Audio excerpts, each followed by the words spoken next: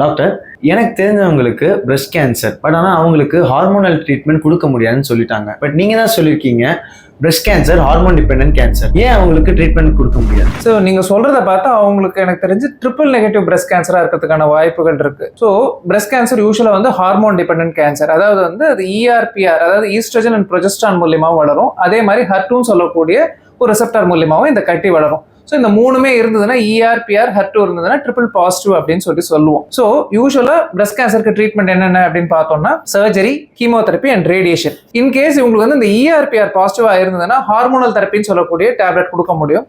அதே மாதிரி அந்த HER2 பாசிட்டிவாக இருந்தால் டார்கெட்டட் தெரப்பின்னு சொல்லக்கூடிய ஒரு ட்ரீட்மெண்ட்டும் கொடுக்க முடியும். இப்போ இந்த மூணு ரிசெப்டாருமே நெகட்டிவாக இருக்குது அப்படின்ற மாதிரி இருந்தால் அதுதான் ட்ரிபிள் நெகட்டிவ் பிரஸ்ட் கேன்சர்னு சொல்லுவோம். ஸோ இவங்களுக்கு வந்து மேஜராக ஹார்மோனல் ட்ரீட்மெண்ட்டோ இல்லை டார்கெட்டட் ட்ரீட்மெண்ட்டோ கொடுக்க முடியாது. அவங்களுக்கு மூணே ட்ரீட்மெண்ட் தான், சர்ஜரி, கீமோதெரப்பி அண்ட் ரேடியேஷன். மூணு தான் கொடுக்க முடியும். முன்னெல்லாம் என்ன ஆகும்னா இந்த மூணு ட்ரீட்மெண்ட்டோட நிறுத்தும் போது என்ன ஆகும்னா இந்த ட்ரிபிள் நெகட்டிவ் பிரஸ்ட் கேன்சர் வந்து அந்த இடத்துல திரும்ப வரத்துக்கும் வேற இடத்துல ஸ்ப்ரெட் ஆகிறதுக்கும் அதிகமாக வாய்ப்பு இருந்தது.